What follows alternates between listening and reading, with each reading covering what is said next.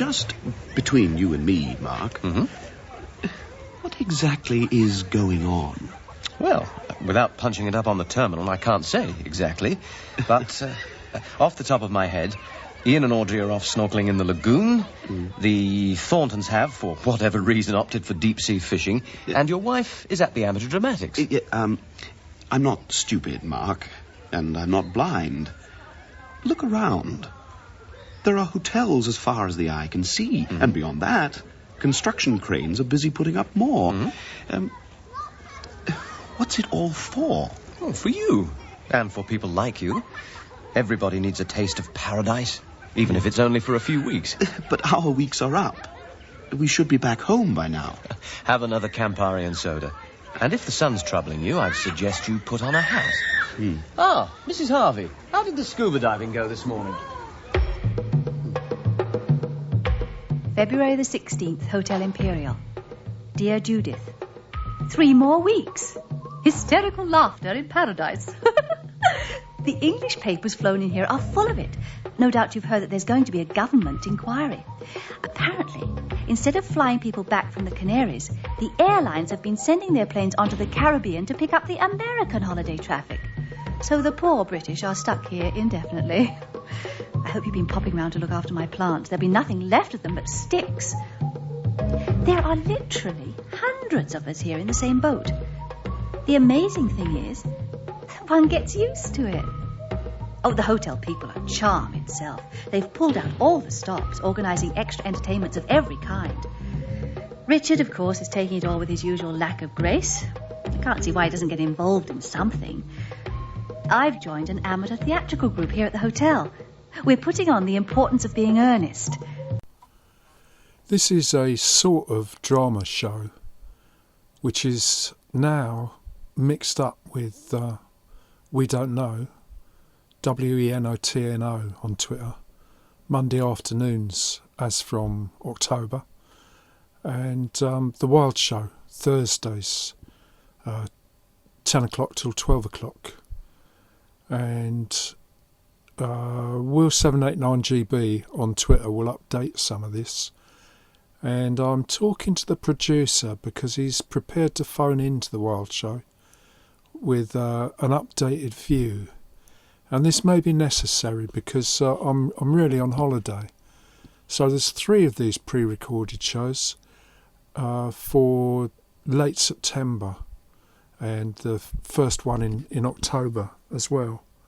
And so some of them are the same, bits and pieces that we've recorded in the studio, both with The Wild Show and We Not Know, and quite a lot from long ago, because it turns out that Worried About Jim and Having a Wonderful Time have both been hashtags and finds quite a lot. So you might just have to guess which is which. Worried About Jim, Having a Wonderful Time. And also some of the clips come from JGBallard, Stories from the Internet Archive. There will be a complete half-hour show, but that comes with its own announcement. The Gilgamesh from Widsith and Deor is part of a series. Look for Gilgamesh, and Cartwheels Collective is the hashtag. You should find it on YouTube or somewhere.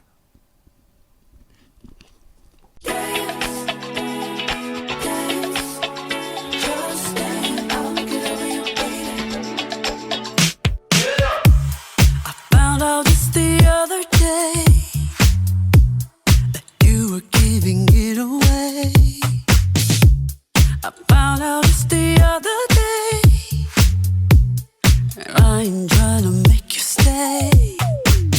You told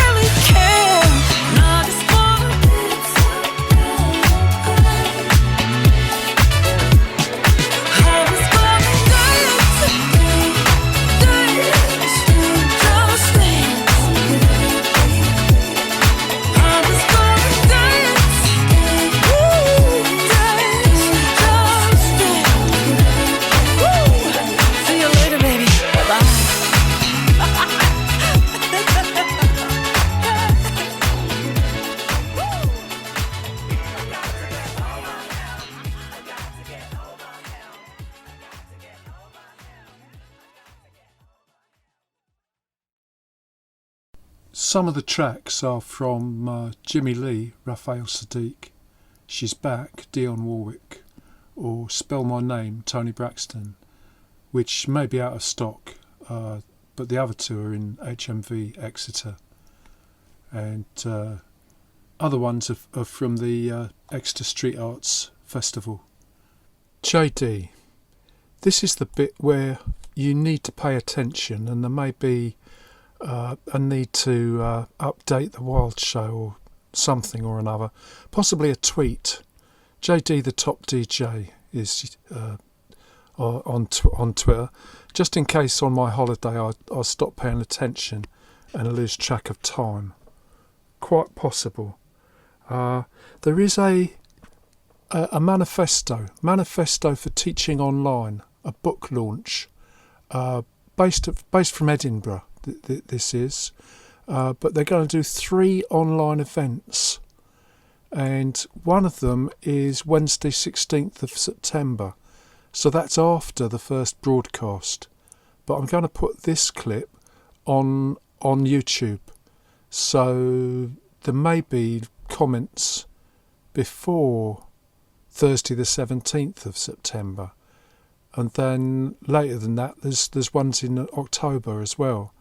So the first one, the one that we've missed if we're listening to the radio, is about recoding. Whose interest do automation, algorithms and datafication serve? So I think that's probably the university's a bit worried who's doing all these things. But then we come on to 7th of October, We Are the Campus, which I think is about academics and students making up the social base of universities. The campus isn't crucial, but that's even more so people who never go near the campus anyway, and just observe all this going on through, well, possibly books or magazines or the internet, whatever. But then, JD, 15th of October, text has been troubled, and this is where I think by then I should be back in answering the phone or with Chris in the studio of the Wild Show, or somehow this would be making more sense and anybody can contribute by then. Text has been troubled is about authorship. It's not what it used to be. And then they're also talking about plagiarism. We know from radio, sound, music, we invented the remix, or somebody invented the remix, and we are the DJs for design science. So we take bits and pieces about design science or design thinking at the moment. I mean, we update every so often. We think radio is okay, just putting bits and pieces together. So what sense we'll make of text has been troubled, we'll work out soon after the 15th of October.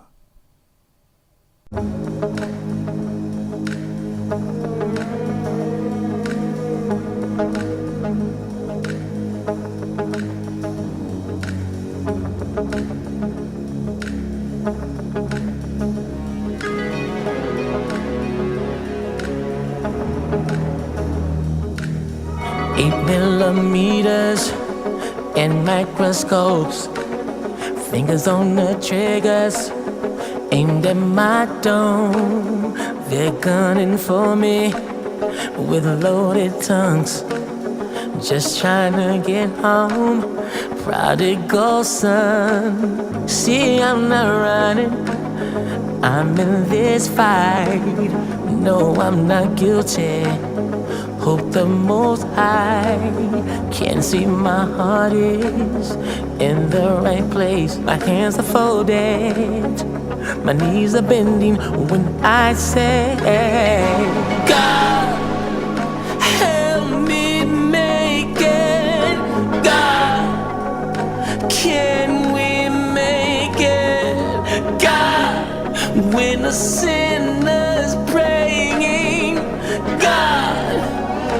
will you hear it? God, help me make it.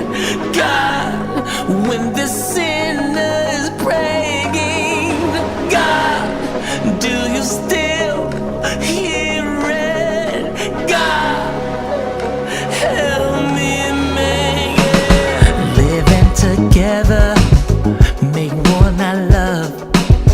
Fighting about money, we ain't got none. Our baby daughter may not seem fine. This kind of hurt can't be justified.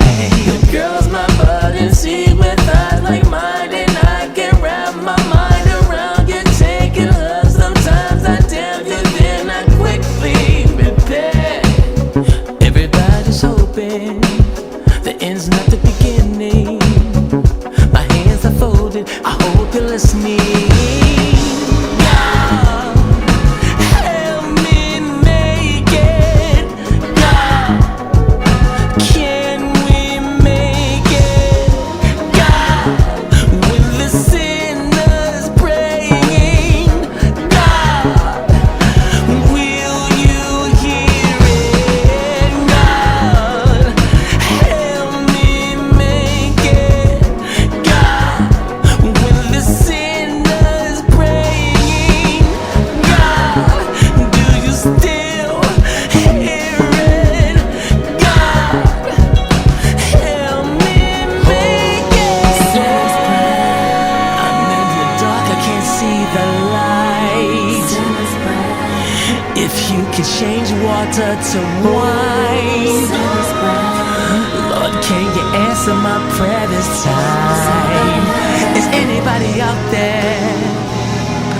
Hold on.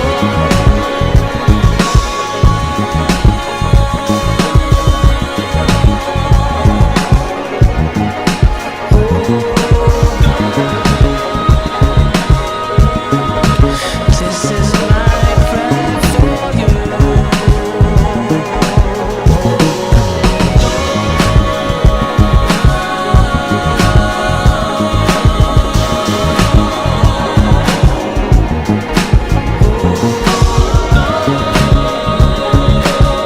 This is my prayer for you.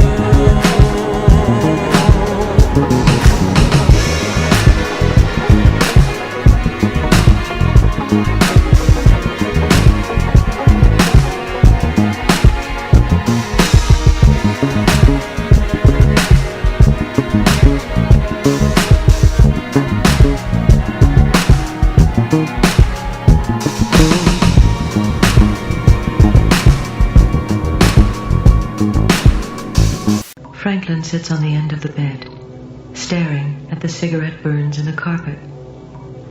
He thinks of the rotating blade that had devoured the darkness. He can still see the propeller's silver lassos spiraling out into the night as the plane disappeared among the hotels. His fugue had begun after he tripped and had lasted almost an hour. Marion is pretending the fugue had not occurred, but when Franklin came to, his skin was ice cold.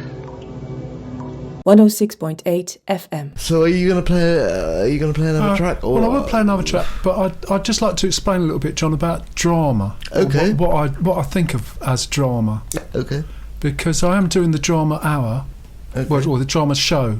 It's now it's 2 hours if I can get it together to record 2 hours, but it's pre-recorded, so it's a mixture of things, and I think it'll go on being more of bits and pieces with some links, and the audience will just have to accept that it's not necessarily well explained what's going on, and it's taken over from where the storyteller was.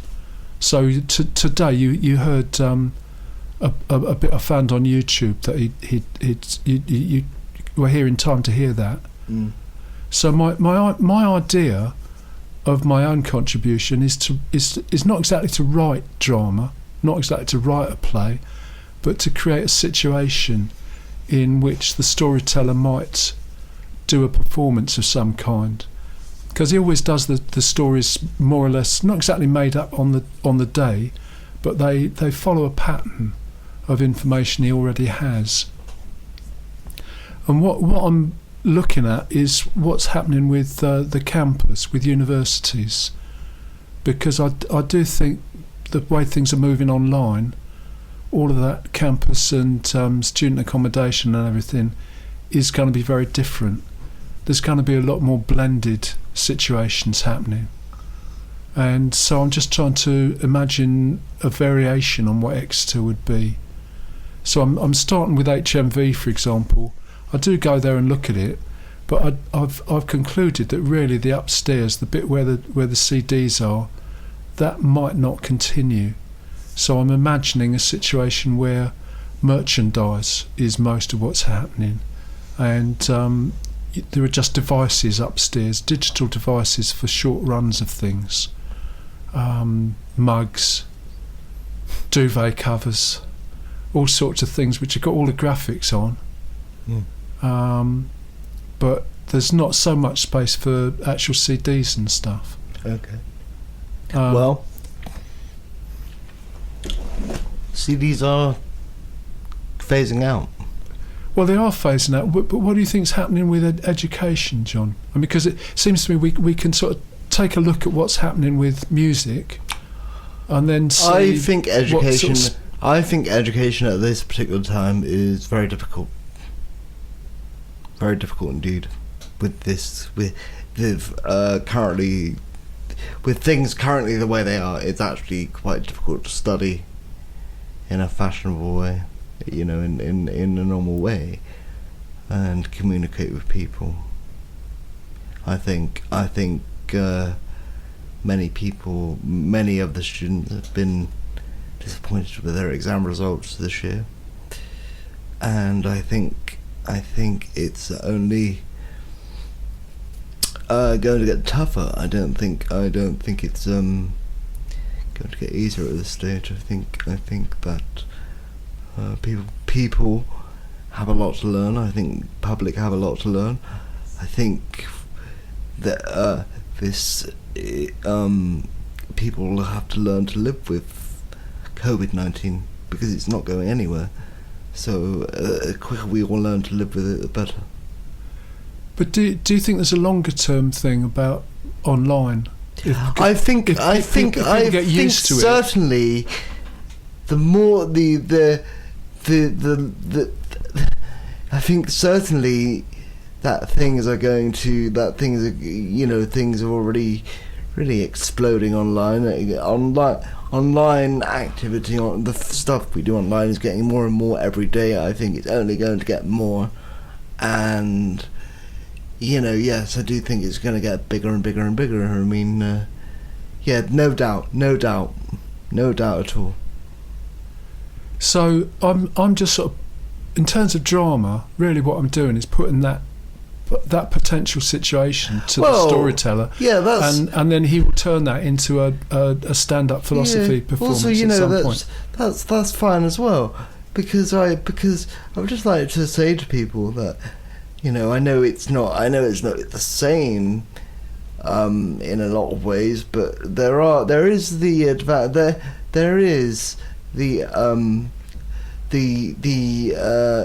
ability to be able to live stream performances from arenas, and then fit in theory with obviously some technical setup. You would be able to stream your performance to an audience online, so that there are ways to do that. So I think the stuff we do online is getting more and more every day, especially with online retailers, and HMV is one of them. But my colleague really likes to go into HMV in person, which I don't blame him, but I just feel that the high street is getting more and more full of cafes and places to eat, and less and less full of reputable shops that you can go and get I don't know, some DVDs or some films that you want to watch. Most people are doing their shopping on places like Amazon and eBay, and most of society these days are doing this. But of course, there are other companies available. There's Rooster Records on 4th Street. They also have vinyl. Well, yes. But what I'm getting at, John, is that there's a conference next week, Tech Exeter and Digital Exeter, which is completely online this year. Exactly. Previously, it has been at the business school on campus. I'm sure the listeners would actually know that. Well, they don't all know that. And yes, like I just spent the last 5 minutes saying, the things that we do online is getting more and more, and like we're able to they're able to have these virtual conferences now, which is a great thing. And I would also like to say that the Like Minds conference is being streamed. You can join the conference online this year, can't you? Yeah, for early October, that is. Yeah, and that was in Exeter last but year. we're not having one in person. No. This year, but I have been to every single one, or most of them, over the last couple of years.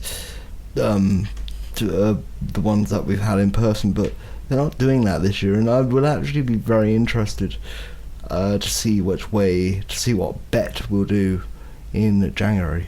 So we should talk about that in the coming months. Yeah, I think we will. I think Chris will talk about that as well here on the Wild Show, and certainly on We Not Know. We'll talk about it. Or I think we can just imagine it happening now, because if it's online, it might as well be starting now in some sort of way. Yeah, well, I would just be very interested to see if they do have it in person or online. And my betting is that it will be online, because the XL Arena, for those of you who don't know, has turned into a COVID hospital.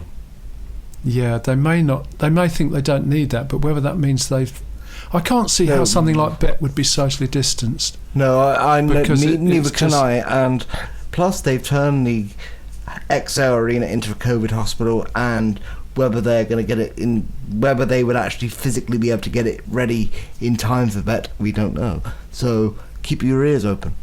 Probably more on that to come soon. Yeah, and I think also exactly what's happening with universities will become clear as well. Yeah, it's not clear what's happening with universities. It's not really clear what's happening with education in general, to be honest. I mean, I think it will become more clear as time goes on. I mean, most people are in the unknown with this virus, and I think more so the government is in the unknown quite a lot of the time, and it's just I think communities and people we've got to come together with other people and try and support other people in the best way we can in this crisis. Yeah, well, that is right. But just going back to explaining the drama show. Yeah. I do hope the stand-up philosopher will do a stand-up philosophy performance in real space somewhere in Exeter. It may not be till next summer. I think it's going to be back in Exeter in December, but we'll see. He can speculate. I mean, I've asked him to speculate about the distant future when the Fortress University is in ruins and a blended learning approach is happening in cafes. Some of them on campus, some of them not, but the campus is very different to what it is now. So that's one possibility, but we just don't know where it's going to go. He may do some comments online, if you can find him on Facebook, different ways, or through tweets, whatever. But that's really what the drama show is about, as far as I'm concerned, is speculating around when some of that might happen. 106.8 FM. This is a sort of drama show which is now mixed up with We Don't Know, WENOTNO on Twitter, Monday afternoons as from October. And the Wild Show, Thursdays, 10 o'clock till 12 o'clock. And Will789GB on Twitter will update some of this. And I'm talking to the producer because he's prepared to phone into the Wild Show with an updated view. And this may be necessary because I'm really on holiday. So there's 3 of these pre-recorded shows for late September and the first one in October as well. And so some of them are the same, bits and pieces that we've recorded in the studio, both with the Wild Show and We Not Know, and quite a lot from long ago, because it turns out that Worried About Jim and Having a Wonderful Time have both been hashtags and finds quite a lot. So you might just have to guess which is which. Worried About Jim, Having a Wonderful Time. And also some of the clips come from JGBallard, Stories from the Internet Archive. There will be a complete half-hour show, but that comes with its own announcement. The Gilgamesh from Widsith and Deor is part of a series. Look for Gilgamesh, and Cartwheels Collective is the hashtag. You should find it on YouTube or somewhere.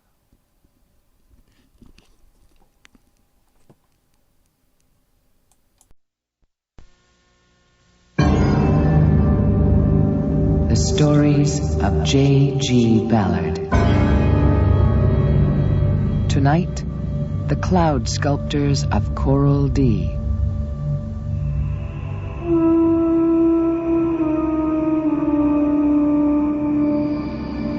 Of all the portraits we were to carve, the strangest were the portraits of Leonora Chanel.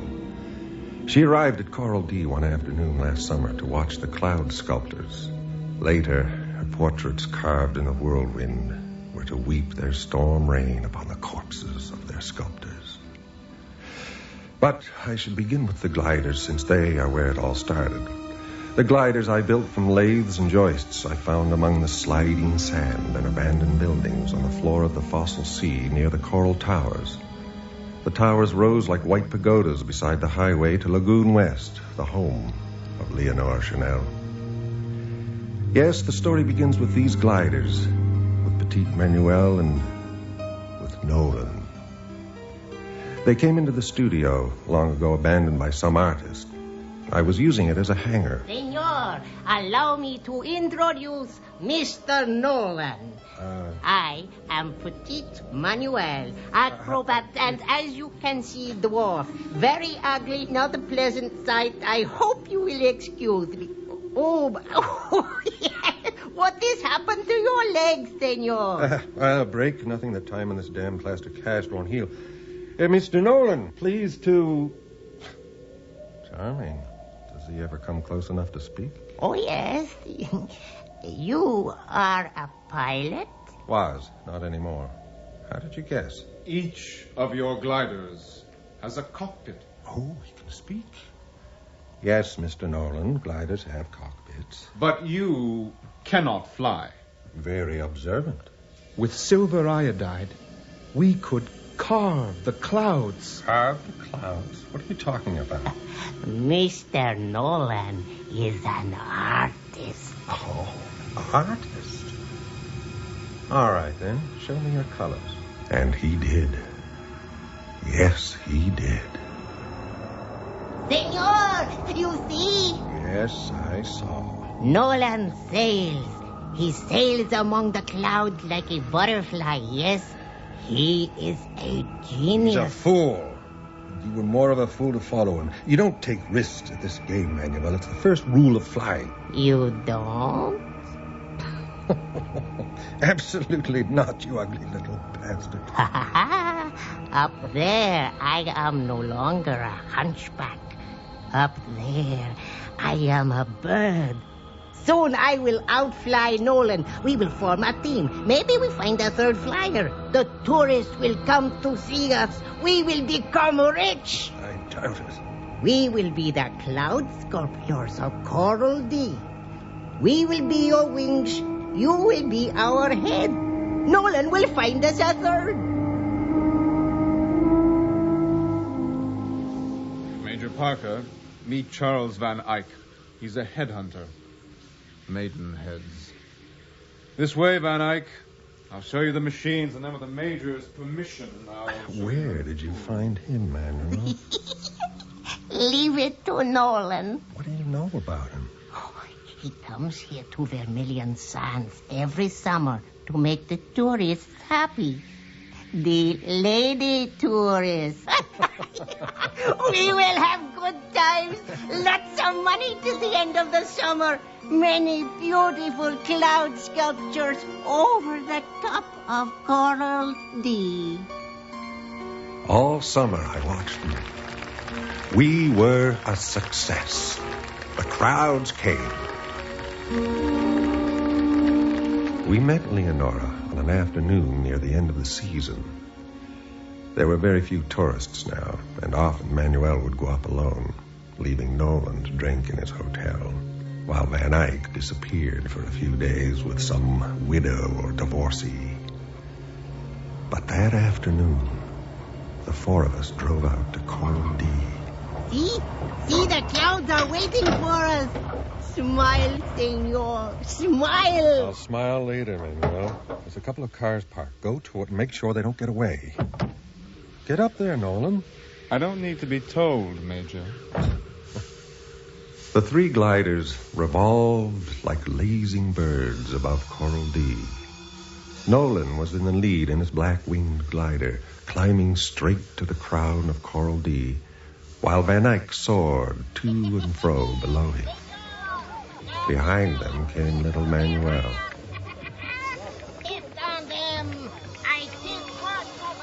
He flew with his twisted knees, huge arms gesticulating in the cockpit.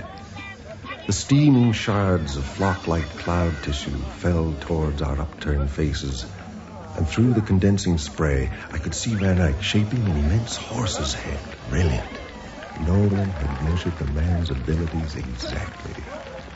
The piece of aerial marzipan sailed away on the wind, and Van Eyck followed it down. Brilliant. Manuel was working on the next cloud. As he sprayed its sides, a familiar human head appeared through the tumbling mist. Recognize yourself, Van Eyck? You know who this is, eh? Where are you going, Van Eyck? Can't take a joke? Oh, come on. Come back here. A cloud formed over Coral D, and within a few minutes it had blossomed into a pristine fair-weather cumulus. As it hung there, Nolan's black glider plunged out of the sun.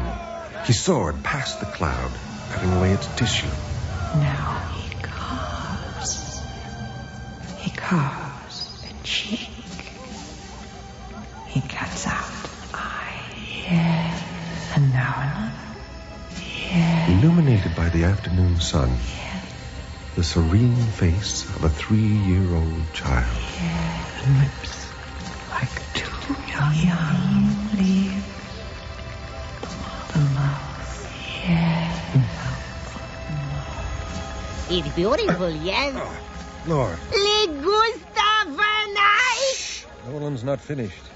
Nolan's not finished. Oh, Dio.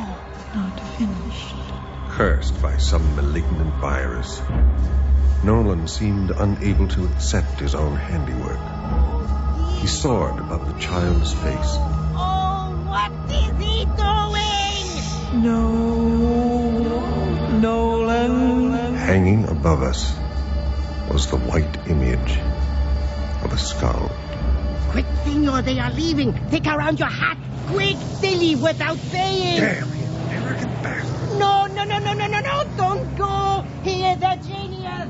He's worth something, no? For Picasso, you pay. For Rembrandt, Nolan cost you nothing. Too late, senor. come on. Let's go. What's that? Who is she? Look at Van Eyck. He have met his apocalypse. Quick, Van Eyck! Into your glider again! Yes! Now you must carve the Mona Lisa! Van Eyck was in his glider now, producing a postcard version of the Gioconda. I placed myself so I could look into the rolls. Inside was a secretary in a business suit, a chauffeur, and a white-haired woman gazing up at the cloud glider. Her expression changed, and I looked up as Nolan dived from the sun behind Van Eyck straight through the neck of the Mona Lisa. They're firing at each other with a string. Stop them. Go tell them they're grounded. Tell them yourself, senor! That's it. We're through. The season's over. Maybe next year, if you come to your senses. The clouds are closed on Coral D. Is that understood? The lady's calling you, senor. Which lady? The young one. The secretary. Senor, take the hat. Don't forget the hat. The young woman stared at my helmet. I think the chauffeur's the only one with any money. Do you perform anywhere else? Where are you thinking of, senorita? Lagoon West. Miss Chanel is holding a series of garden parties. She wondered if you'd care to perform. But if you're not interested... Of course, there'd be a large fee. Senor! Chanel? Leonora Chanel? Miss Chanel is staying at Lagoon West for the summer. By the way, there's one condition. Miss Chanel will provide the sole subject matter for the sculptures. You do understand? No, I don't think... understand. Then you agree? What about the clouds? Miss Chanel will provide the clouds. Well, then that's it. My hand on it. I'll be seeing you, Miss... Lafferty. Beatrice Lafferty. Oh, yes. You will be seeing her again. Come on. Let's get that glider into the hangar. Oh, one moment. One moment. Over there. An angel. Is she real? Is she flesh and blood? Leonora Chanel stepped from the limousine and walked into the desert. Her white-haired figure in its cobra skin coat wandered among the dunes. Sand rays lifted around her, disturbed by the random movements of this sauntering phantasm of the burned afternoon. Ignoring their open stings around her legs, she was gazing up at the aerial bestiary dissolving in the sky and at the white skull a mile away over Lagoon West that had smeared itself across the horizon. Who is she, senor? Our future employer. But who is she? Haven't you ever seen her on the satellite station? One of those late-night shows? She loves to talk about herself. Yes, naturally. I'm the daughter of one of the world's leading financiers. One of the richest. Certainly, yes. I don't suppose it might make me the richest woman alive. No! It doesn't faze me at all. Why should it? My husband? He was an archaeologist. the Count, yes. He piloted his own plane to his digs. His mistress was a young Lebanese woman, one of the world's foremost interpreters of Bach. Death all round. Too bad. Suicide. No, he never gave me any indication. Devastated. I wandered endlessly around the globe, ceaseless wandering. Yes, to my Alpine manor, Palm Springs, Mykonos, Seville. Oh, Seville. She looks very lonely. She looks selfish. You see her eyes? They are like jewels. They are jewels. Skin around her eyes, crusted with jewels. What's she looking at? Herself. She's always looking at herself, and people watch her. Look at Van Eyck. Keep an eye on him, will you, Manuel? So we will be rich. She's a mystery. I don't think she feels. At her husband's inquest, there was to be one significant exhibit. Oh? It was destroyed before the hearing. A mutilated portrait of Leonora. He was working on it when he died. Perhaps it would have told us more of her character. More than she wants us to know, senor. More than she wants us to know.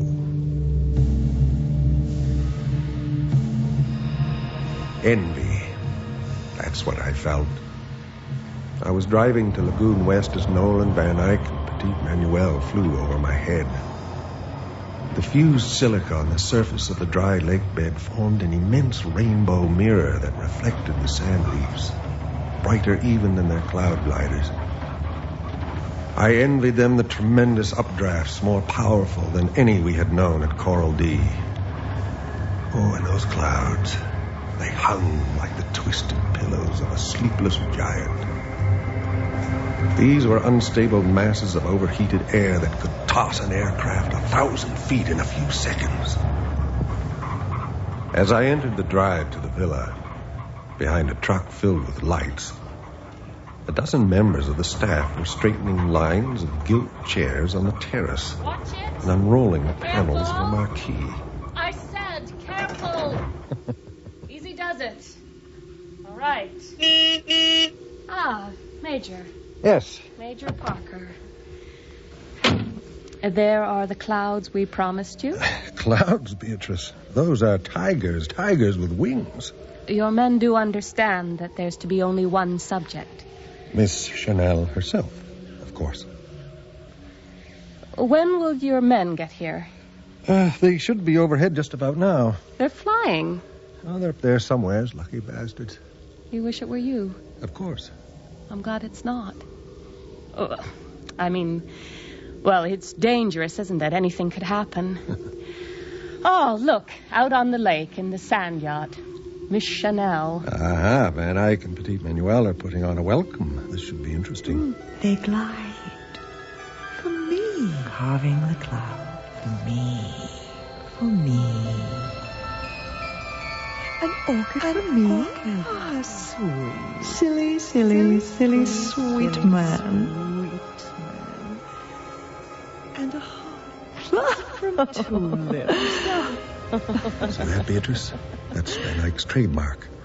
Look at Manuel come in. What the... A parakeet. Much more appropriate. What does he mean by that? A silly, self-regarding bird. Doesn't look too impressed. She's always polite. Where's your third man? Nolan? Oh, he's up there. See? Just sailing backwards and forwards. Sometimes he seems so damn weary of it all. I wonder what keeps him up there. She's watching him. Look at her eyes. Even from here. Memories. Burned out eyes. Caravels without sails. Hold my hand. Shadowy deserts. I want you to look at something. Come inside the house. Now. My God, she's everywhere. All the best portrait artists. Her face. But they're all too, what should I say? Too perfect, that's it. What about this? That's closer. He's caught the look. What is it, a dead Medea? She looks like a corpse. Look at the signature. Nolan. My God, Nolan. Were you here then when he painted this? It was finished before I came 2 months ago. She refused to have it framed. I knew there was something. Yes. And the old studio we use as a hangar at Coral D was his. I knew he was familiar with it. It scares me. Why would Leonora ask him back?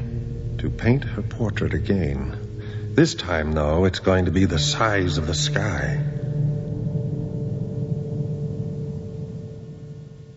An hour later, the display began, lit by the sun setting behind the mesa.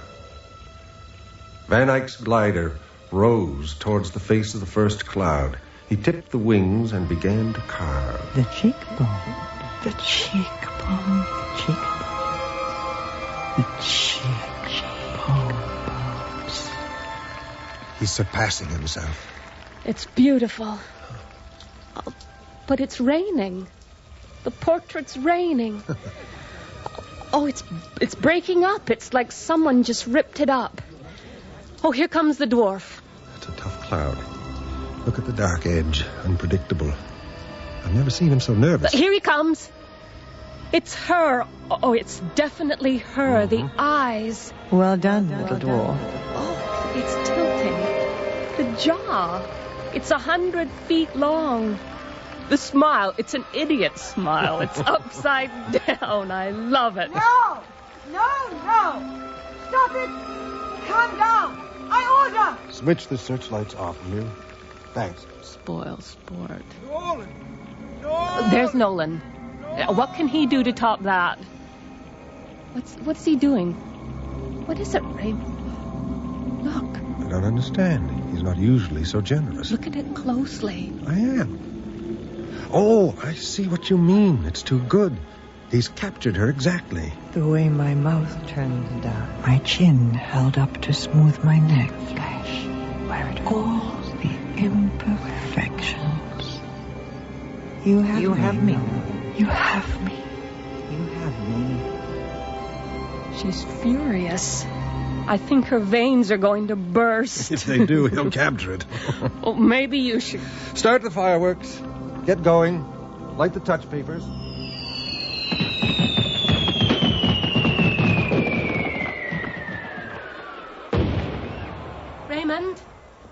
Raymond! Over here.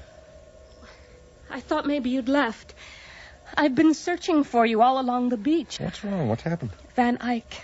He's with her. He finally got what he wants. I don't believe it. It's true.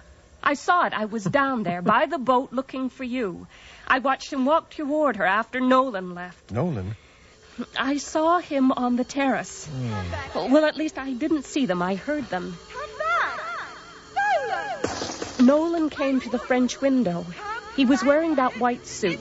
He took off, running between the tables and down the drive. Then she walked into the center of the terrace.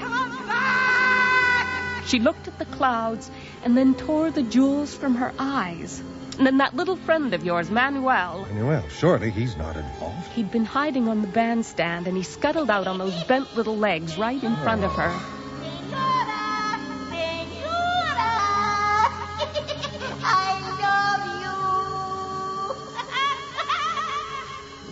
She's invited a whole host of guests tomorrow. I can't call it off. And even if I did...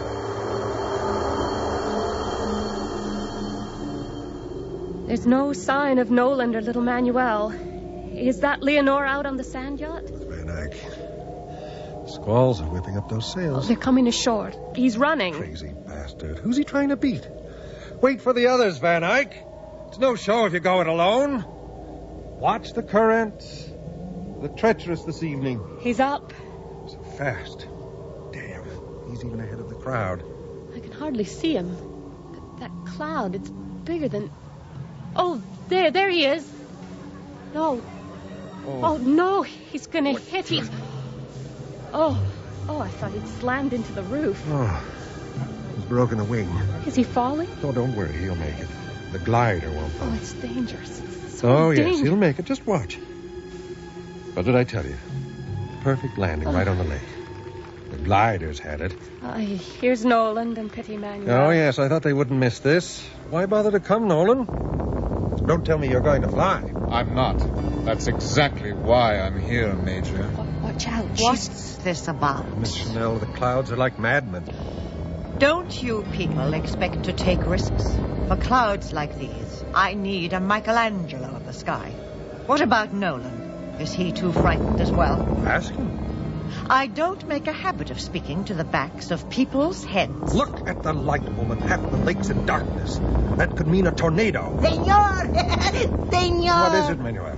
Senor, I can go. Let me take the glider. Manuel, for God's sake, you'll kill you. Senora Chanel, I will sculpt for you. Right now, a big storm cloud. I will do it now. Lay off. You can't beat it, Manuel. Didn't you see what happened to Van Eyck? Let's see what the little cripple can do. Murderer. Did you speak, Beatrice? Stop! Manuel, for God's sake! Nolan, stop him! Stop him! Manuel!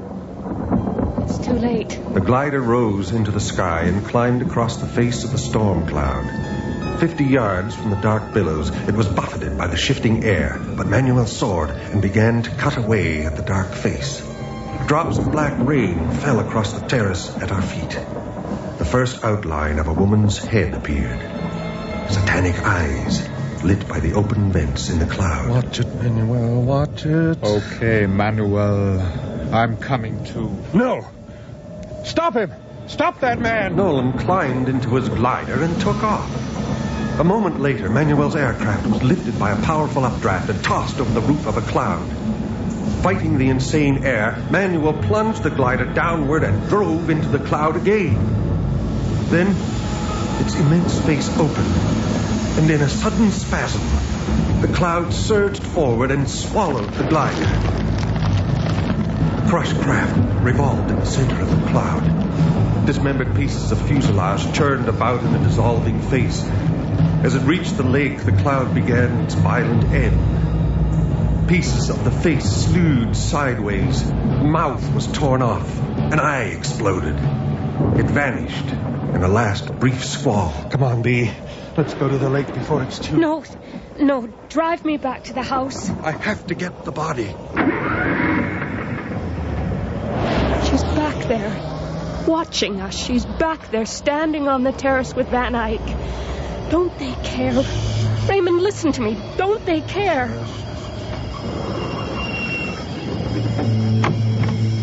He's over there. I can see him on the sand.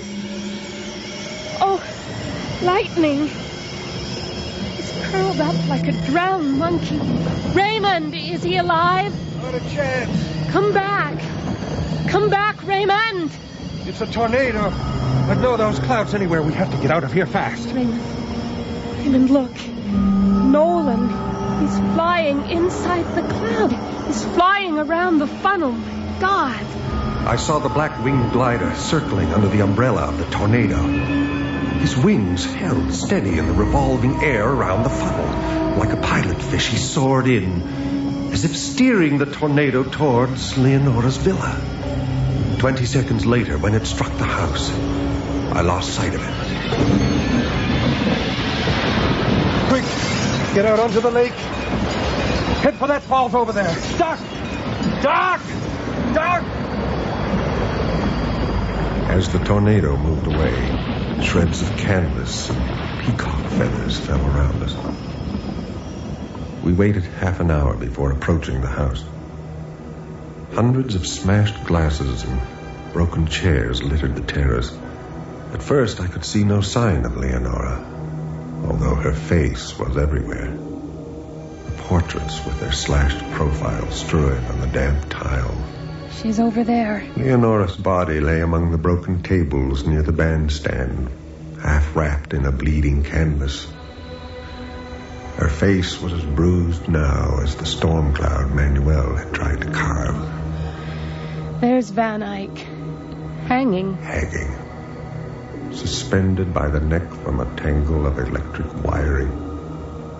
Can you see Nolan? He was driving that whirlwind here. Somehow he was controlling it. And now? Who knows? I don't even see any sign of his glider. I walked across the damp terrace to where Leonora lay. I began to cover her with the shreds of canvas, the torn faces of herself. I took Beatrice Lafferty to live with me in Nolan's studio in the desert, and I never flew gliders again. Clouds carry too many memories. 3 months ago, a man came to our door. Just saw the gliders outside. Thought I'd stop by. Not in too good shape, are they?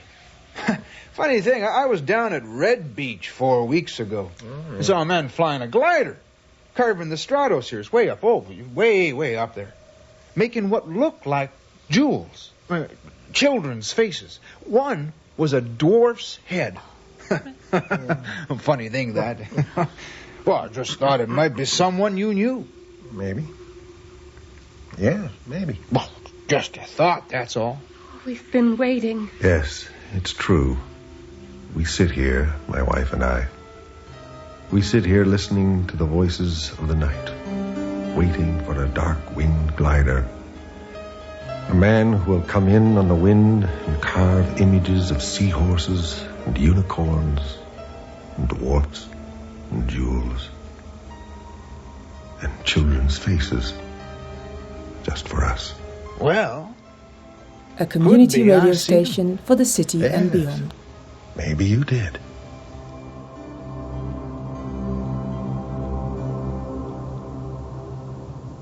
The Cloud Sculptors of Coral D by JGBallard. Dramatized by Margaret Hollingsworth. Starring Richard Donat as Parker, Peter Blay as Manuel, and John Bourgeois as Nolan and the Man.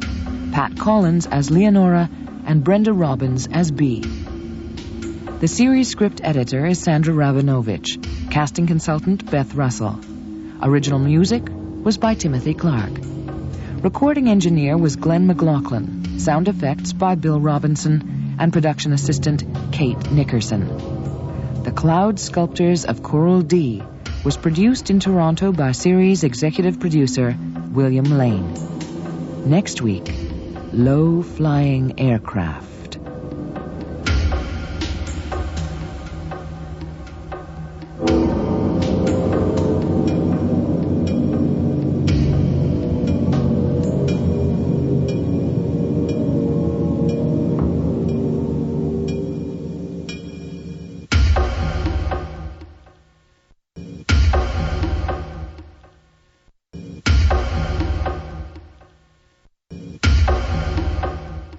.8 FM.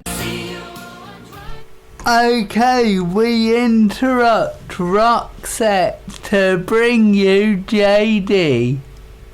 So, Hello, studio. This is your favourite man here.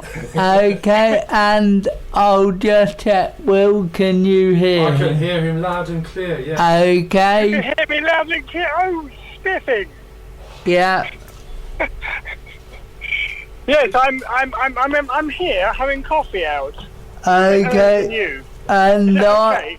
I made a little error there, so You did. Will had to push his own microphone up. I could hear you. Yes, but Oh, you need to hear me as well, JD, don't you, really? I can hear you loud and clear, all the way from sunny Timoth. This is wonderful. And thank you for the image of your stereo tuned into Phonic FM. Yes, unfortunately you can't get FM here very well, but I've got you on the old Webby. Very well indeed. The Webby. The Webby. Your partner knows about the Webby.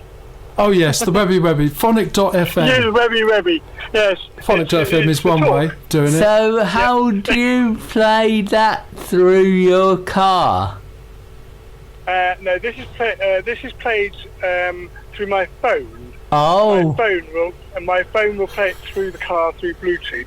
Oh, okay. I'm not just a happy face, you know. No. I do know what I'm doing. Right. Yeah, so that's what I can do in the 24 car. hours But a at day, the moment, 7 I'm days a talking to week. you on the Phonic phone, FM. so I get Exeter feedback. Sound Alternative. I'm not sure what that was. There was a little jingle crashed in down from someone. What are you doing? I don't know. Oh, yeah. No, you had that fader up. Yeah, leave that. That's all right, Chris, now. Yeah, well, who knows how you got interrupted with the jingle, JD, but you did. Well, I'm sorry, you're going to have a producer there, you know. Well, yes, This is just, Chris. You know. I can't cope with this. Can I just talk to you a moment, JD? I've got Yes, some serious go points ahead. to put to you in your producer hat. Great, yes. There is a conference going on, Digital Exeter Conference, and there is a Captain Cox. You'll be able to find on Twitter. Well, I'll send you a link, so you'll be able to find Captain Cox, and Captain Send Cox. me links. Yes, and Captain Cox knows about design thinking. Aha. So that could be the answer to how you can continue as the producer, even though you're not here. Yes, I can still send you things. You can- see, through the powers of technology now, I can send you lots of things. Yes. Quite easily. Whether you use it, it's up to you. Yes, but do you think you should comment before the show or after the show? Because I think I should ring up and tell you when you're doing something wrong. Oh, okay. So you only contribute when it's a criticism. That's your idea. Well, I don't know. I think in a way, if I knew beforehand what you were going to do, yes, then it'd be interesting for me to know, and then I can add. If I do ring up or send you a text or something, I can answer it. Okay, so we need to submit our design to you. That's what you're saying? Yes. In a way, the whole program is your thought.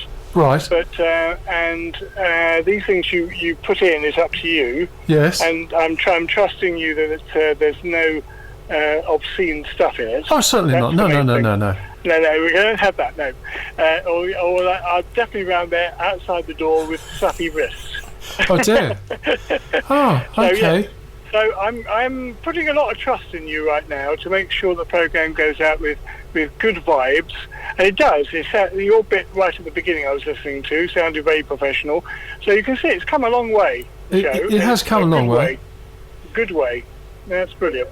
Oh, well, Chris, that's fine. That's answered my question, Chris. We have design thinking, but the producer wants to know what it is. Oh yes, and JD, you used to moan about my cables. Yes. Being all have you sorted them?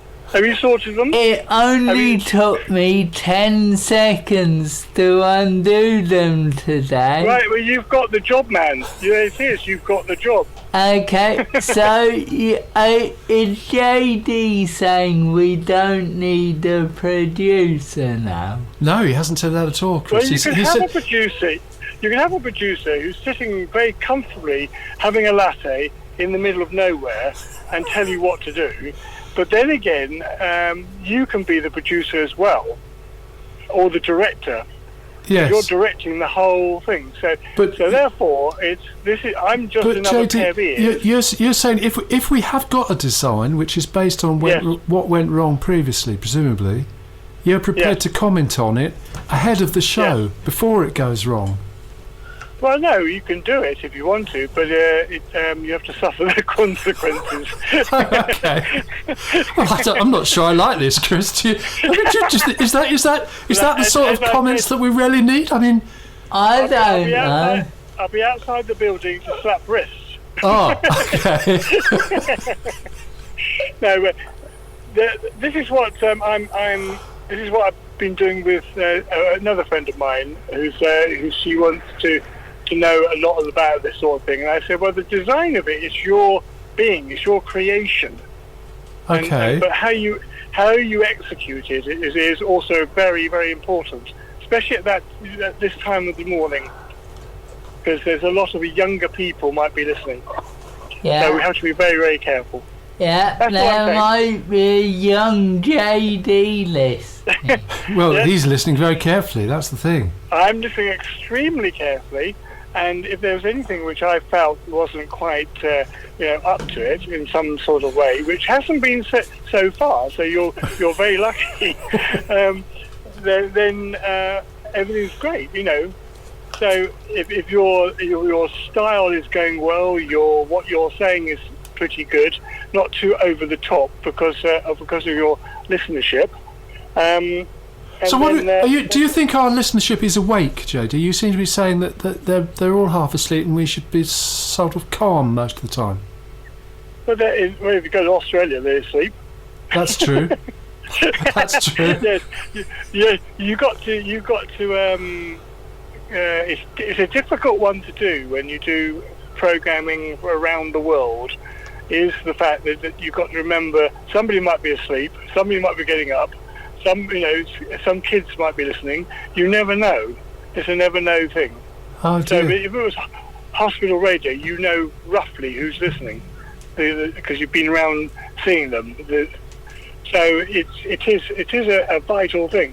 But that's what makes a good announcer and a good program producer. There you go. Oh, And I say that from the bottom of my heart. You've got us worried now. Good.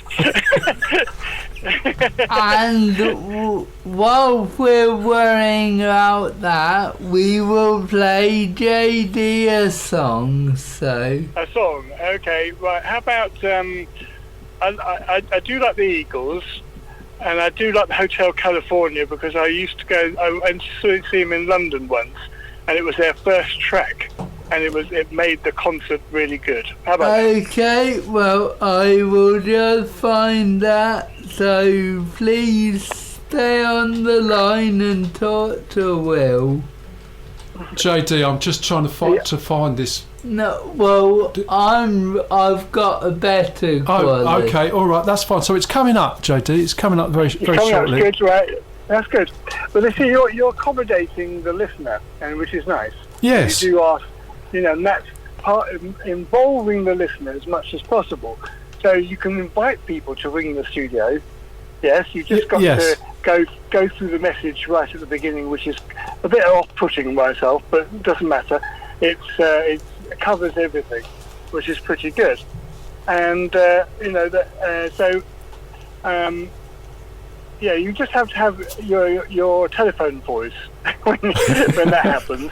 Hello, this is the BBC, or you're through to the studio, or something like that. It'd be nice for you to talk to people live. Yes. You can arrange one, and that'd be quite a special thing then, wouldn't it? Yeah. Yes. Even if you know the person because it's one of your friends, but what you're talking about is what the listener likes to listen to. Yeah, but then we could still ask questions of our friends. Yes, you can ask some questions, ways and pretend you don't know the person, which is quite good.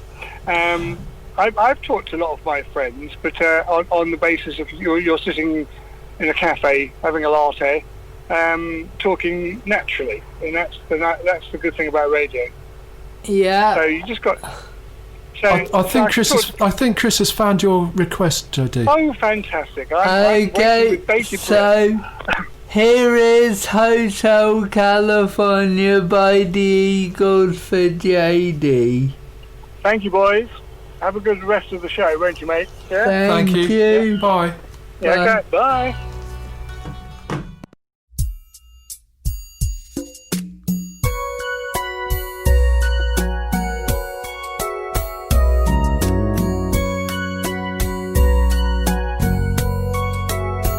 He came from somewhere back in her long ago.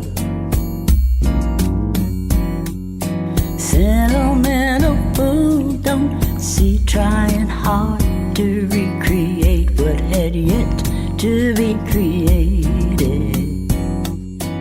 Once in her life, she musters a smile for her nostalgic friend.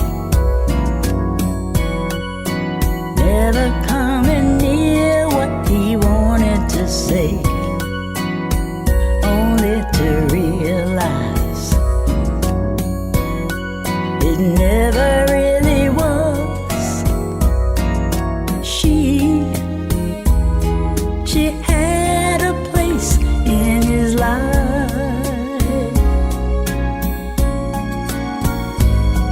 and he never made her think twice.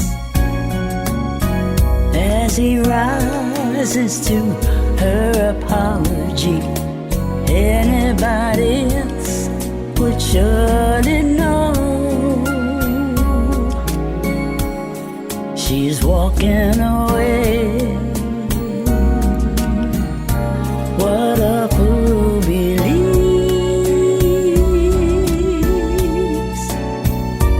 She seems no wise man has the power to reason away what seems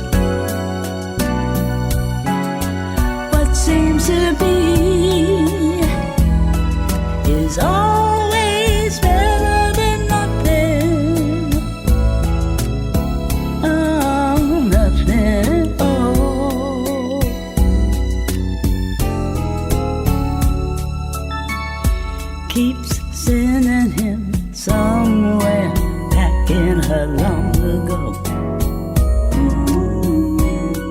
where he can still believe there's a place in her life. Someday, somewhere, that she will return.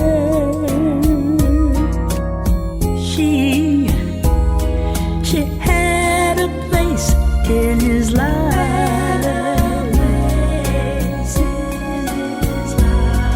and he never made her think twice.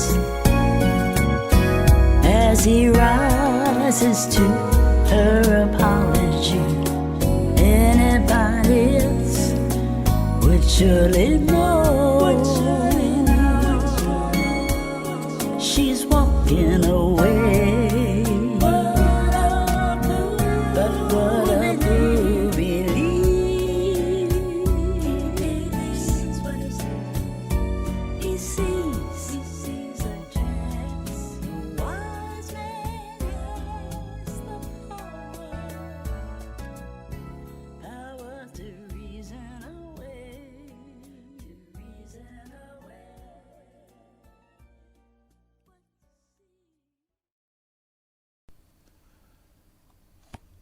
Some of the tracks are from Jimmy Lee, Raphael Sadiq, She's Back, Dionne Warwick, or Spell My Name, Tony Braxton, which may be out of stock, but the other two are in HMV Exeter.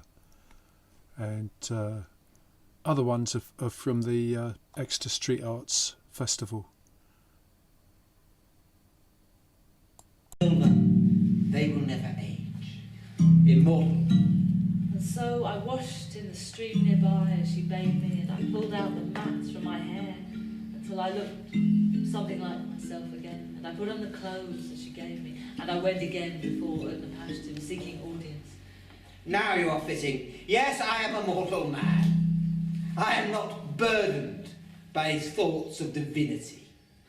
But then, may I ask, at the Pashton, how is it that you alone of all mankind were granted immortality? I was. By fate and destiny. It is what the 7 judges had for me. And so he agreed to tell me the tale. I shall tell you the story of the flood. Well now, Gilgamesh, king of Uruk, he said, I will tell you how this Utnapishtim gained his immortality. Long ago. You know the city Shuruppak that lies on the banks of the river Euphrates? Well, that city grew old, and the gods that were in it grew old. There was Anu, lord of the sky. There was Shamash, the sun god. There was Ninurta, the god of the wells and canals. There was Enlil, the warrior god. There was Ishtar, our lady of love and war. And with them also there was Ea. Ea alone it is who knows all things. Now in those days, the world teemed with people. The people multiplied and the world roared and bellowed like a wild bull. And so the gods were aroused by the great clamour. And so it was that one day Enlil, enraged, came to the gods in council, and he said, "Sleep is no longer possible by reason of the babble. We must do something." And so he persuaded the gods. And so it was that they agreed then and there to exterminate mankind, all save Ea. But Ea, he said nothing. He came down to me in a dream, and he came outside my house of reeds, and he said one night, "Reed house, reed house. Oh, wall hearken, and wall reflect. Oh, man of Shuruppak, tear down your house, I say, and look for life. Abandon possessions, build a house, build a boat. Tear down your house and build a boat. Put into it your family, the beasts of the field, both wild and tame. Put into it the seed of all living things. Tear down your house, I say, and build a boat. Abandon possessions and look for love. And when at last through sleep and dreaming and half waking I had understood what he had said, I replied, "Behold, my lord, I will honour and obey. I will perform what you command." And so the boat was built with much labour. Huge it was, so much wood we used. Oh, and I put into it some few possessions that I thought we could take, and as much food and drink as I thought it would hold. I put into it my wife, my family, the craftsmen, the beasts of the field, both wild and tame. I put into it the seed of all living creatures, all that I could find. And then, so the boat was built with so much labour and prepared. Then was the launching full of difficulty. There was shifting of ballast above and below. It was vast, 3 cubits higher than it was wide even. But just in time, it was finished. Because when the rains came, they started to fill the land like a bowl. Down and down it came, and the water rose and rose and rose. And it was just at that moment that I handed the tiller to the steersman. Because with the first light of dawn, there came a black cloud over the horizon. It thundered from within, where Adad, lord of the storm, was riding. In front over hill and plain, their Charlotte and Hanish, heralds of the storm, led on. Then the gods of the abyss rose up. Nurgle pulled out the dams of the nether waters. The nurse of the warlord threw down the dikes. And the 7 judges of hell, the Anunnaki, raised their torches, lighting the land with their livid flame. The steeple of despair went up to heaven when the god of the storm turned daylight to darkness, when he smashed the land like a cup. One whole day the tempest raged, gathering fury as it went. It poured over the people like the tides of battle. A man could not see his brother, nor the people be seen from heaven. Even the gods were terrified at the flood. They fled to the highest heaven, to the firmament of Anu, and there they cowered like curs. And so it was at last, the storm abated. And I could hear nothing except the lapping of the water outside the boat. And it was then that I opened the hatch and the light streamed in. And then I got out onto the deck, and I looked. And there, all around me, there was nothing at all. Just the waters, absolutely flat, like a roof, for leagues and leagues and leagues. Save far in the distance, I thought I made out the top of a mountain, now an island. And so we started to sail toward it. And I let out the swallow, but she flew away and returned, for there was no resting place. After that, I let out the dove, and she flew away, but she returned, for there was no resting place. But finally, at last, I let out the raven, and she flew away, and she did not come back. And so I knew that it was not a mirage. And so, steadily, we sailed to the mountain isle. And at last, we came there, and we beached the boat. Then I got out what wood I had brought, and I built a fire. And I burnt incense, and we poured out libations to the gods. And the gods gathered around it like flies. All that is, save Enlil, the warrior god. And he looked down, and he was wroth. And he said to the gods in council, how was this possible? Not one of these mortals was to have escaped the deluge. How was this? Who was responsible? But Ishtar, our lady of love and war, she said, oh, my people, I who grew their crops to feed them, it is my people that you have killed, Enlil, so-called wisest of the gods. And then, Ninurta, the god of the wells and canals, he turned to Enlil and he said, Enlil, wisest of the gods, how could you so senselessly bring down the flood? Listen to Ea. Ea alone it is who knows all things. And it was then that they all turned to Ea. And Ea, so often silent, he opened his mouth and he said, Enlil, lay upon the sinner his sin. lay upon the transgressor his transgression. Punish him a little lest he break loose. Drive him not too hard or he perishes. Better that a lion had ravaged mankind rather than the flood. Better that a wolf had ravaged mankind rather than the flood. Better that a famine had ravaged mankind rather than the flood. Better that a pestilence had ravaged mankind rather than the flood.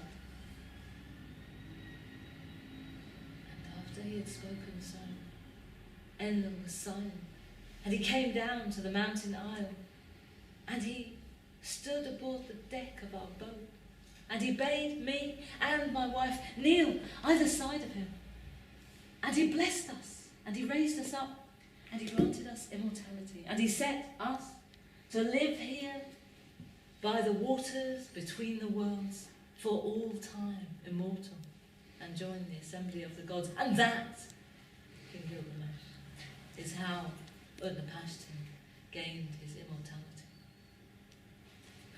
Gilgamesh had stood bolt upright throughout that entire account, and at the end of it, he turned and said, No gods will come in council for me. No, none, said Utnapishtim's wife. But can you not revel in this? Is not your mortality precious? For your destiny is the destiny of men, written by the 7 judges, the Anunnaki. That is your fate. Revel in it, man. Is there nothing I can do? No great test I can perform. No quest I can go upon. There's no quest. Say what? Tell me, I will do it. Prove that you are already divine. How do I do that? Stay awake for 7 days and 7 nights in this garden that is but a vision to you. I know I can do this. I can do this, exhausted as I am. No sleep beckons my every pore. I know that I can do this. I shall squat on my haunches to wait, because no man can fall asleep that way. And I shall put twigs between my eyelashes so that they prop my eyes open and keep my eyelids from shutting. For 7 days and 7 nights, Gilgamesh slept. And on the 7th, I woke him. Gilgamesh! I have not slept. Look! I have not slept a moment. Do you not see the loaves? Each day I make a loaf. No. See, No. the first is already full of worm. No. And the newest is yet on the hearth. They are the span of immortal life. No. You are not immortal. Is there nothing at all I can do? Please, I beg of you.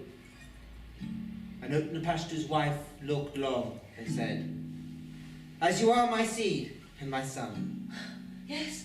I will tell you a secret. Oh, please. A secret my husband told me. Yes? In the middle of the ocean that lies between the worlds, there is a flower. That flower grew from the blood of the first mother, Tiamat, when she was carved from heaven by Marduk. It fell then on the ocean. That flower will not make you young, it will not keep you immortal, but rather, when you grow old, it will make you young if you eat it. Oh, Although you lose your mind and your memory, you will be young again. Thank you. Is that the kind of immortality you choose? I will seek it. Go then, down the other side of the island, and meet who you would meet. And so I left her there, thanking her, and went down the other side of the isle, the mountain, and there. Gilgamesh? But you... I am Utnapishtim. But I've just left Utnapishtim on the mountain. You have left the soul on the mountain. Oh. I am his body. I know what he knows. Will you take me across and stop halfway that I may dive? And we will take rocks and tie them to your feet. Oh, thank you. And so we rowed across. And halfway, as the waves began to mount, I said, Look into the brine. Do you not see it?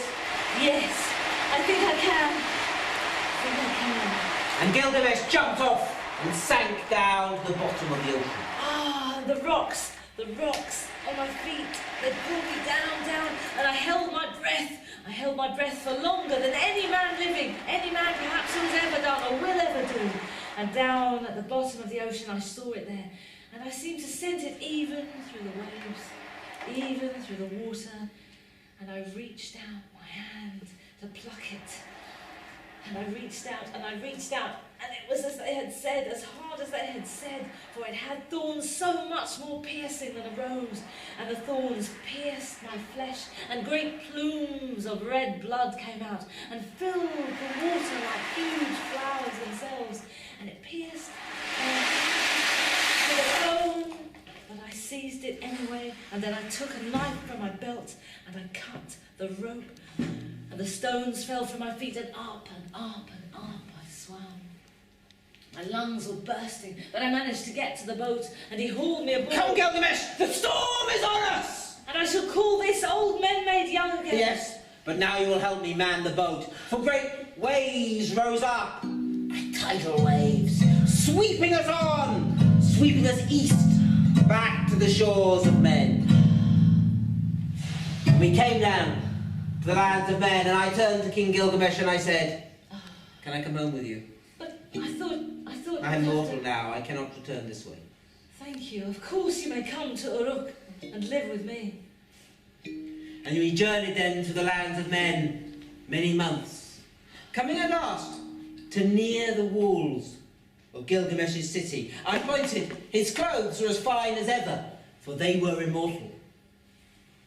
But his skin was grey, his hair was matted. I cannot return to my people like this. I will wash first in this well. If you will wait here, I shall just put the flower on the lip of the well, and then I shall be fit to see my people when I bathe.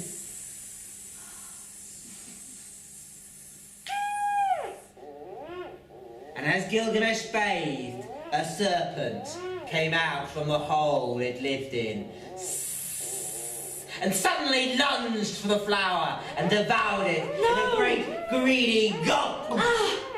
And before Gilgamesh could reach it, it sloughed its skin and disappeared back into its hole and was gone. Have I journeyed so long? Have I done all this for nothing? Is this the end of all my endeavours? And Gilgamesh, empty-handed, came back from Uruk to Uruk. But he was changed. He became... In after days, Gilgamesh the king became a just judge and a father to his people. He laid down great laws that provided the founding stone for the laws of Hammurabi. He it was who caused the whole tale to be recorded on a stone on his return. He it was who brought us this secret of the gods, a story from the time before the anger of the flood. And he it was who founded the great city of Uruk. And if you go there today, do you not see the great walls, how they shine like copper in the sun? Is it not burnt brick and good? Touch the threshold, it is ancient, for the 7 sages laid the foundation. But Gilgamesh is gone. His fate was not the fate of the immortals. Gilgamesh has died, and his spirit has fled over the mountain of the gods, and the great gods of the underworld have been given their due. Nergal, his price, and the sister of Ishtar, her trophy. Gilgamesh is gone. He will not come again. But all that is left are the immortal clothes of kingship, the just laws he founded, the walls of Uruk that have withstood crusade and jihad, plague, invasion, and even bombing. And the epic itself, the founding stone of history. And that the Anunnaki themselves say will dwell and live as long as humanity lasts.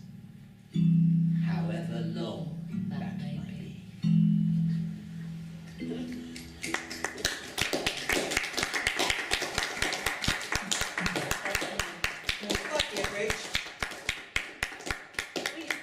We have been Stories of Theatre. This has been the incredible Dave Sawyer. Magnificent soundtrack. Thank you so much for coming. Okay, that was Bon Jovi with We Need Medicine. So, well, you were telling us all about this magical mystery tour. Yeah, well, I think we should maybe have a go at it one day. Yeah? We could put it to the management, couldn't we? See who else would be interested. Yeah. Because News from the Sun was very good. They had all kinds of pictures on the wall in both galleries relating to the story. So I think that could happen with Having a Wonderful Time. And then just see what else would fit in. And it might work somewhere else just as well. Somewhere that's got a trapdoor or secret passages or just various devices for creating situations. When I was at school, we had to go and look round all these old buildings where priests used to hide. Oh, right. And yeah, I thought it was very interesting. And they had escape routes, didn't they, usually? They did. So, yeah, it could work at a country house, perhaps. Yeah. We live in a house, a very big house in the country. That's Blur, by the way. That is Blur. And I wouldn't infect you with any more. Oh, I think if you sing a little bit, Chris, now and again. Yeah, I think Within Temptation would be better. Oh, all right. So luckily I've got some Within Temptation lined up on my phone. Scars are made, they're changing the game. You learn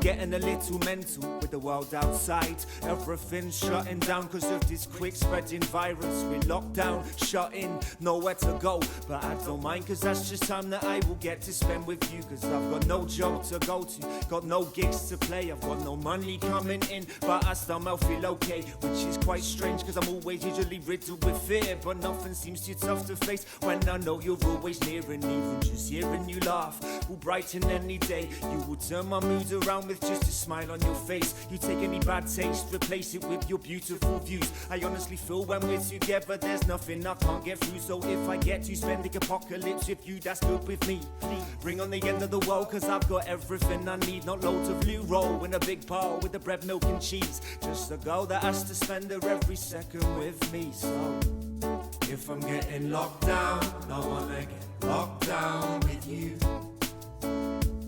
If I'm getting locked down, I wanna get locked down with you. If I'm getting locked down, I wanna get locked down with you. If I'm getting locked down, I wanna get locked down with you. I know for sure there's certain people I couldn't be stuck beside. So I do 3 months of a lockdown, then I go down for life. With you this life ain't long enough, I need all I can get. So we're put together 24/7, I wanna treasure every second.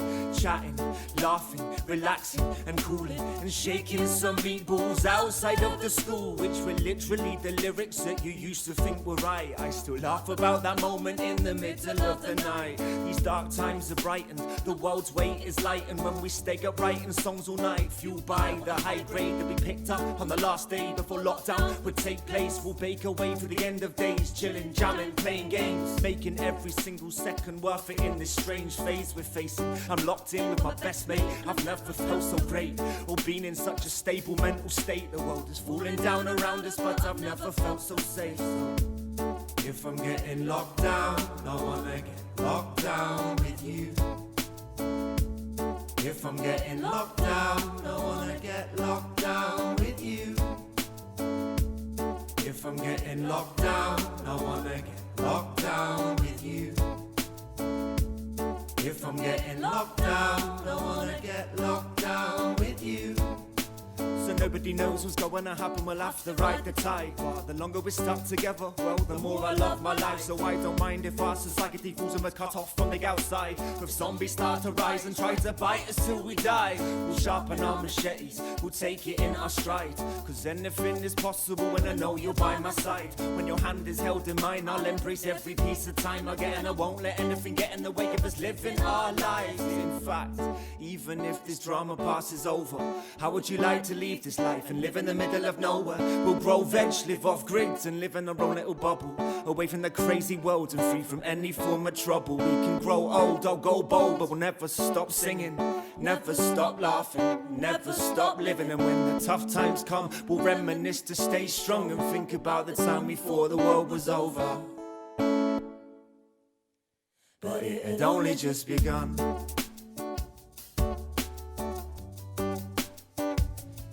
Only just begun. It only just begun.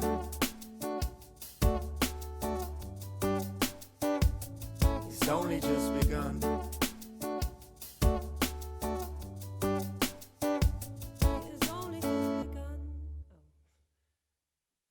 So, Will, you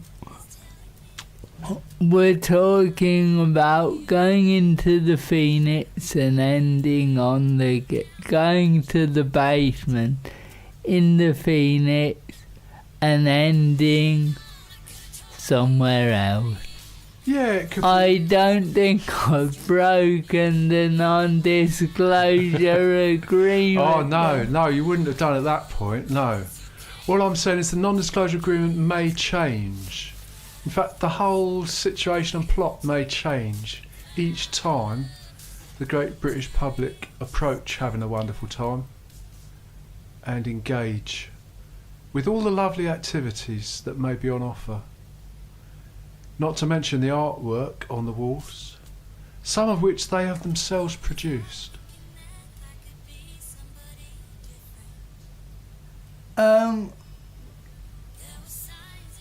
Have I lost you, Chris? You're off concentrating on your headphones as if there is another sound system operating in a corner.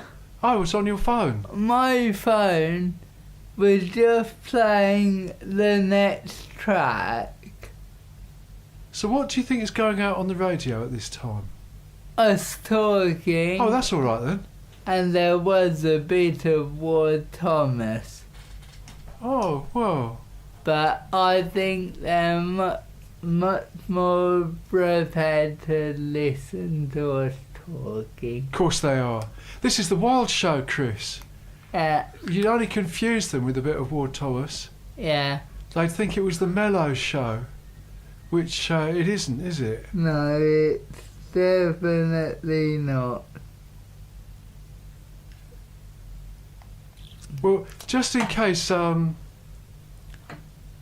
there's new listeners, yeah. I'm just going to repeat. Having a Wonderful Time is a short story by JGBallard, the radio play you can find on the Internet Archive if you search for it.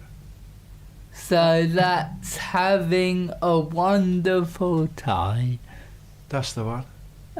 Shall I search on the internet for it now? See if you can find it, Chris, on your phone. I'm sure you can. Okay. And it is Creative Commons, so that means I think that you can adapt it, remix it, and change this plot, do what you like with it. But you ought to credit where it's coming from, I think. Yeah. It's only reasonable, isn't it? Google. Yeah, Google. Stories of JGBallard.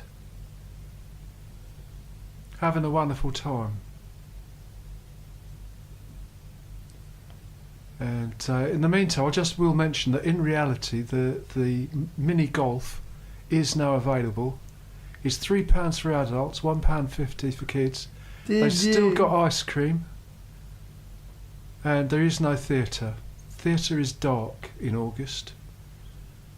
It's well known, but you can get golf. I don't know about the burger bar. That was in a caravan. It parked up outside. Oh, and there's the Fab Lab. The Fab Lab were there this Monday, and they will be back next Monday for one day only when they're not in the library. How are we doing? Because has it turned up yet on your phone? I found it. Well, you ought to be able to play it. Yeah. I mean, not all their half hour of it, because we've only got 20 minutes left. But just to show the public that if they do a search, having a wonderful time, Stories of JGBallard Internet Archive. No, I just typed in having a wonderful time on Google, and let's see what happens. Hope it's right. Hello, my dear friends. Well, here I am on record at last. And it feels so wonderful to be here with you on my first album. I'm so happy, lucky me. I just go my way, living every day. I don't worry, worrying's got to bring things that... JGBallard. Okay. Internet Archive. I did. It's very complicated. Yeah. Carry on. Sorry. Hold on. That was me making an error. I didn't find the story that Will wanted to.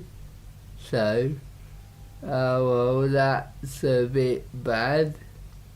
So let's... No, we don't want that. We want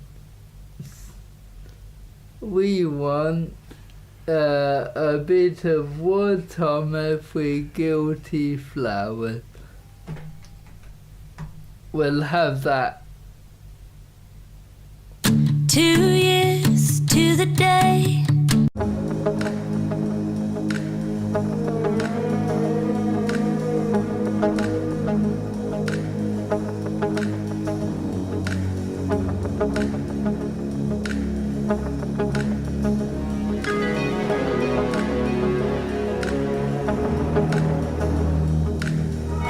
Millimeters and microscopes, fingers on the triggers, aimed at my dome.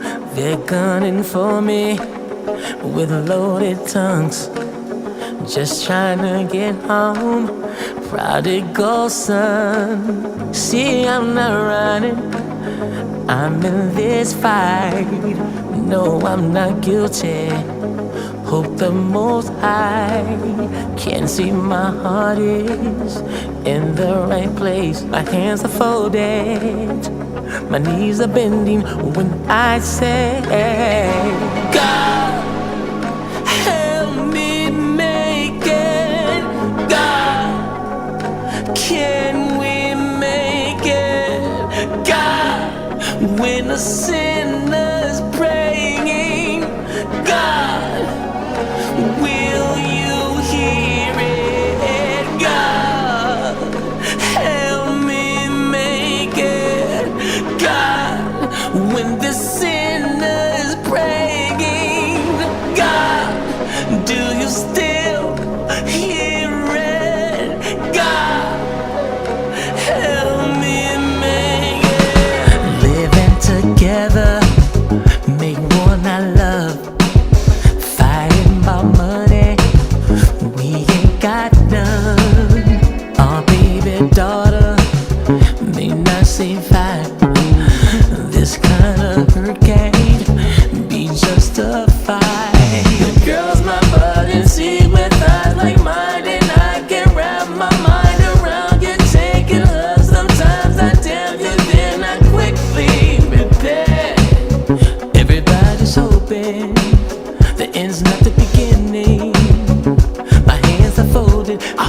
endless need. God, help me make it. God, can we make it? God, with the sinners praying. God, will you hear it? God, help me make it. God, with the sinners praying. God, do you still hear it? God, help me make it. I'm in the dark, I can't see the light. If you could change water to wine, Lord, can you answer my prayer this time? Is anybody out there? Hold on.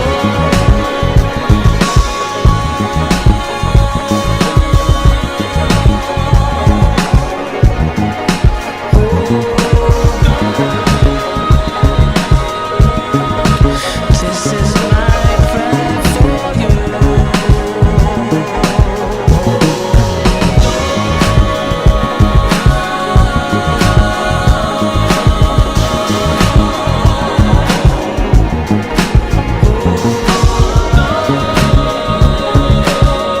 This is my prayer for you.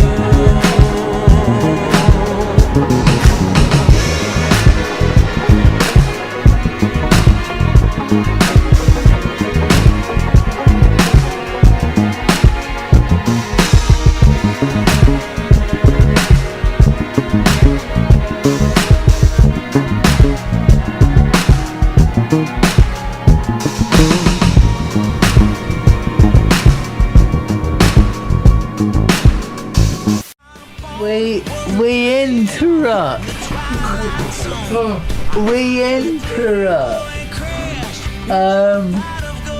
Bon Jovi or the Fatils because we have a big debate.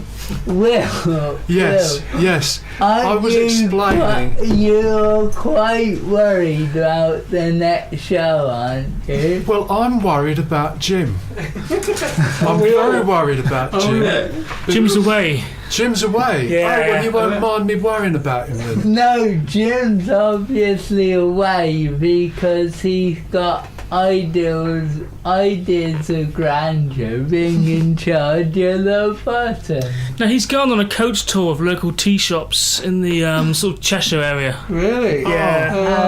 Oh, well, he'll be quite all right like that. But I was just explaining to Chris why I'm worried is that I think he rather likes the buttons. He was forced to come to terms with the buttons because the electric tortoise was on holiday a couple of weeks ago. He hasn't touched them since. Well, that's the electric tortoise talking now. But I'm just not sure. I think he rather liked the buttons. He'd probably like to have another go with them. And I'm just wondering how the dynamics of the show are going to work. It was you guys who stuck around and did most of it. And then there was Ollie. So you as the electric tortoise, you're not worried about this I'm not worried about it, no. Because you don't think he is interested in the buttons. No. Plus you have to turn up on a weekly basis to have any real say, you know. Oh. Okay, well that's your point of view. Oh yeah. And so the show's going to be quite alright this week. Plus I'm the boss. Because you're doing you're doing it by yourself as well. Is that right? Oh yeah, well, you know, I mean this week.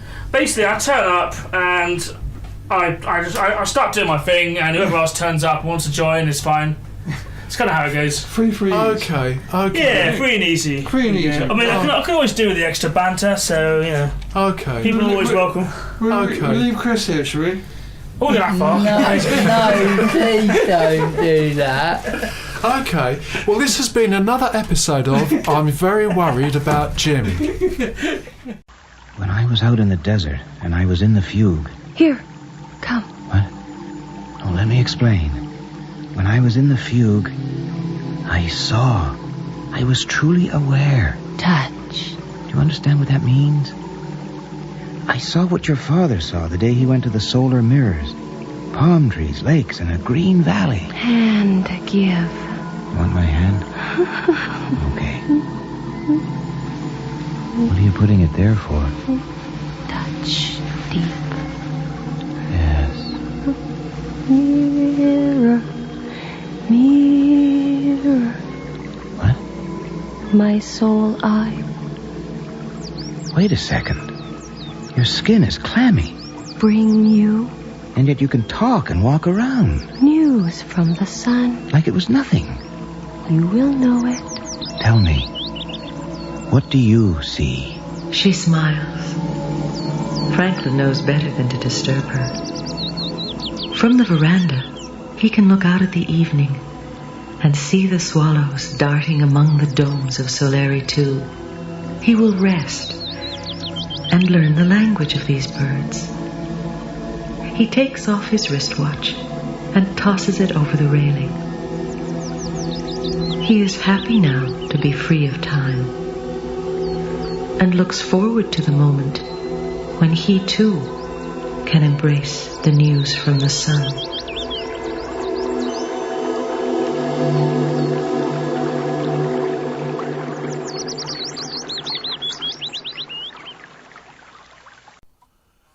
This is a sort of drama show which is now mixed up with We Don't Know, WENOTNO on Twitter, Monday afternoons as from October, and The Wild Show, Thursdays, 10 o'clock till 12 o'clock, and Will789GB on Twitter will update some of this.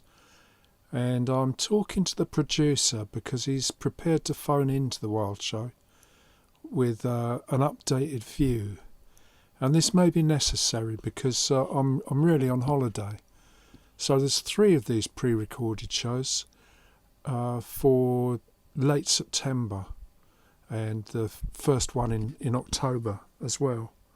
And so some of them are the same. Bits and pieces that we've recorded in the studio, both with The Wild Show and We Not Know, and quite a lot from long ago, because it turns out that Worried About Jim and Having a Wonderful Time have both been hashtags and finds quite a lot.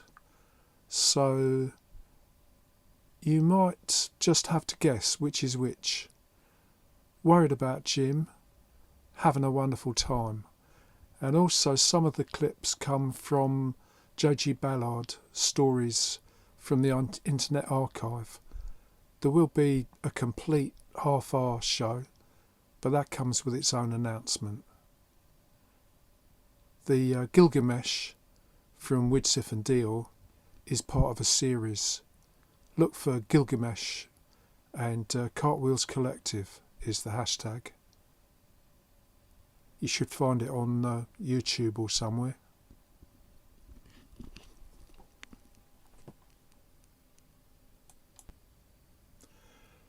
JD, this is the bit where you need to pay attention, and there may be a need to update the Wild Show or something or another.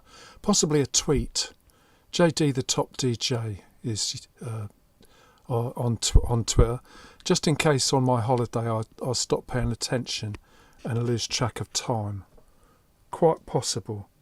There is a manifesto for teaching online, a book launch, based from Edinburgh. This is, but they're going to do 3 online events, and one of them is Wednesday 16th of September. So that's after the first broadcast. But I'm going to put this clip on YouTube. So there may be comments before Thursday the 17th of September. And then later than that, there's ones in October as well. So the first one, the one that we've missed if we're listening to the radio, is about recoding. Whose interest do automation, algorithms and datafication serve? So I think that's probably the university's a bit worried who's doing all these things. But then we come on to 7th of October, We Are the Campus, which I think is about academics and students making up the social base of universities. The campus isn't crucial, but that's even more so people who never go near the campus anyway, and just observe all this going on through, well, possibly books or magazines or the internet, whatever. But then, JD, 15th of October, text has been troubled.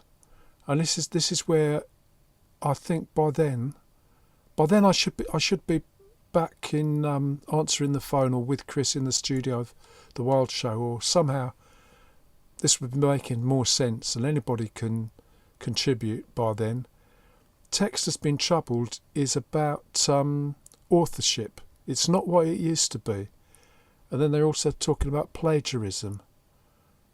We know from radio, sound, music, we invented the remix, or somebody invented the remix, and we are the DJs for design science. So we take bits and pieces about design science or design thinking at the moment. I mean, we update every so often. We think radio is okay, just putting bits and pieces together. So what sense we'll make of text has been troubled, we'll work out soon after the 15th of October.